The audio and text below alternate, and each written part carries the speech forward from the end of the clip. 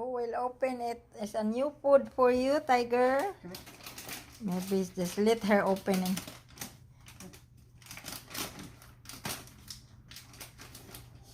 Cow food, cat food.